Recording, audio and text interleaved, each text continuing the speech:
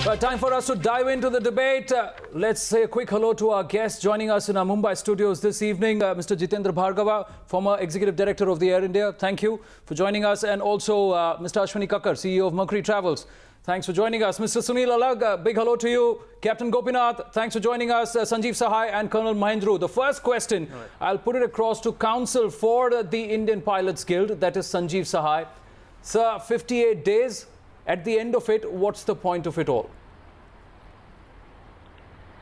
Look, I can tell you one thing, that in this matter, the court had actually taken a very considerate view and told both sides on the last occasion that, look, magnanimity has to be shown from both sides and impasse has to be broken. That's why we have taken the first step of our client has taken the first step to call off this strike. Now, in fact, the court has indicated the management also to take a considerate view over the entire thing, which the management has stated in the court. So, things onwards are looking very hopeful, and we are hopeful that everything gets resolved. Yes. Well, the magnanimity is all right, but I'm saying this magnanimity is at what cost? You know, one cost is the 600 crores that the taxpayer is going to pay.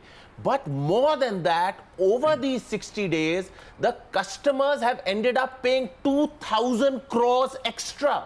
Because the prices of tickets, the average price of a Mumbai-Delhi ticket has gone up from 3,500 rupees to 8,000 rupees. You know, so the extra amount that customers have paid, you know, is not magnanimous. You know, so this magnanimity comes at a huge cost to the nation, to the customer, to the taxpayer, and everybody has created a lose-lose situation. But the government has created a lose-lose situation. The management of Air India has created a lose-lose. The ministry has created a lose-lose situation. I'll come across to Jitendra Bhargava and the also. IPG has created I'll come across to Mr. Jitendra Bhargava also, but let me first get in a word from Captain Gopinath.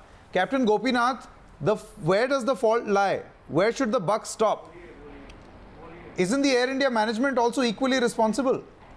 You let this linger on for so long. Yeah, I mean, I think there's a clear message to the government that,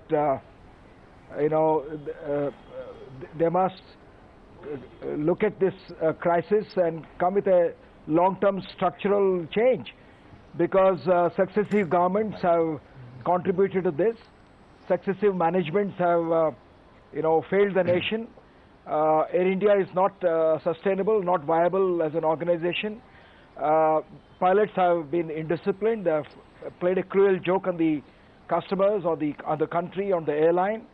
Their timing was wrong. When the airline is under bankruptcy, you don't go on a strike, because if you had gone on a strike, let's say in Jet Airways, the airline would have gone bankrupt. They would all gone home.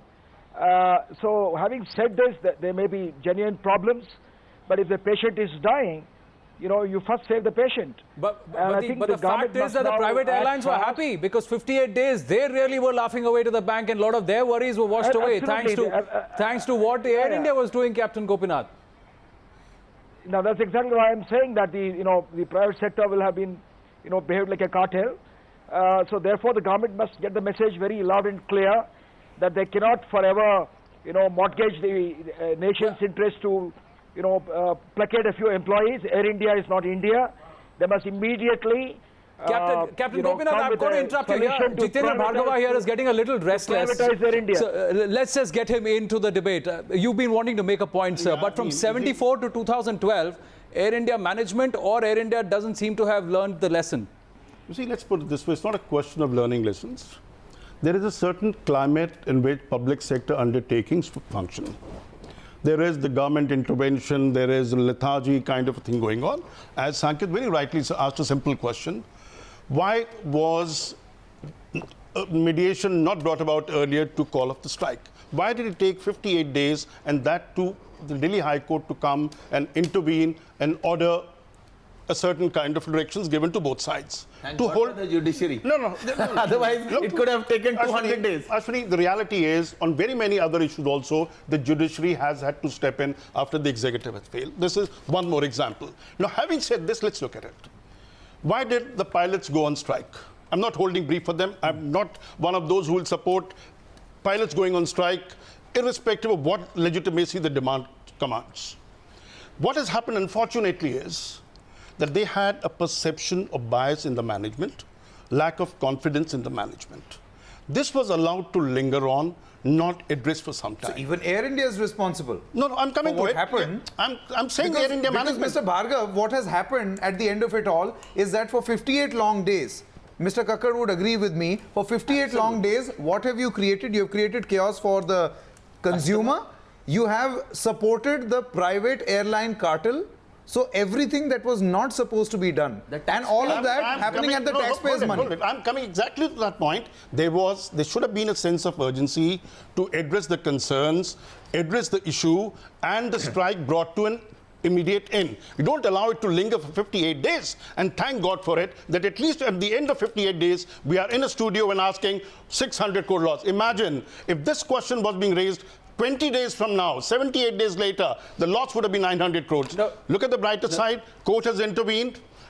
The dialogue will take place between the two sides. Mr. Bhargava, I'm going to go across to Sunil Alag. We've got Colonel Mahindru, father of a pilot, Vikas Mahindru, also with us. Colonel Mahindru, just a minute. I'll just go across to Mr. Alag. Mr. Alag, thing is, the Delhi High Court, as early as the first week of the strike, or the sick leave at that point, not even a strike, had called it illegal.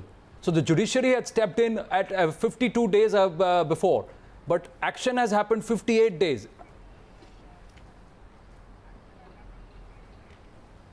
You know, I'm going to ask a more fundamental question than anybody else has been talking about. Forget about the strike right now.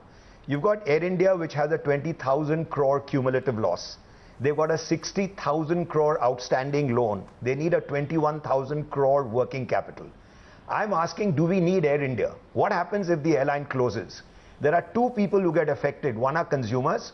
I think the international consumers in India have a wide choice. You've got Emirates, you've got British Airways, you've got Indigo, you've got a whole host of airlines, Malaysian Airlines, Air France, a whole lot to pick from. We do not need Air India for international flying. Who are the people who've been running it for the last decade or so? Are bureaucrats. Bureaucrats have been trained in a culture where they learn how to serve a master or be serviced. They do not know how to service consumers. So you got an airline which is being run by bureaucrats. So it's for bureaucrats or it's for members of parliament to get freebies. The Indian consumer does not need Air India at all. So I am taking a bigger question. Government has given 3,000 crores earlier. They've given 4,200 crores even now. It's not this 600 crores. I think you should shut this airline. What India will probably need is a domestic airline. Because like the railways, you would want to connect, and maybe some private airlines will not go to parts which are profitable or non-profitable. But an international airline from India today, either you become kill the Maharaja like British Airways and everybody else. You want to kill the Maharaja because you say the Maharaja is actually serving to the crew will come to the government servants. The Maharaja is serving to the servants. I totally second Sunil Alag's point because, you know, if you look at the global scenario, every large national carrier, whether it was British Airways, Lufthansa, Air France, KLM, Alitalia, you name the national carrier, anybody who did not die was privatized. Let me go across to Colonel Mahindru. I say we should shut down Air India. I get your point. You say the airline should be shut down, but many would say that this is precisely what a lot of people want. Absolutely. You want to shut down the airline. You don't want it to work. Let's go across to Colonel Mahindru. Or privatize it. Or privatize it. But that's an argument. What again a lot of people want. But do you want to do that? Let's go across to Colonel Mahindru. Colonel Mahindru, you have in fact been listening on for a very long time. People have in fact been placing their viewpoints. What is really your viewpoint? Is it justified? 58 days. I mean, let me just quickly read out. 58 days, 600 crores in losses, no real written assurance except customary ones saying, you know, your grievances will be addressed. What have the pilots achieved?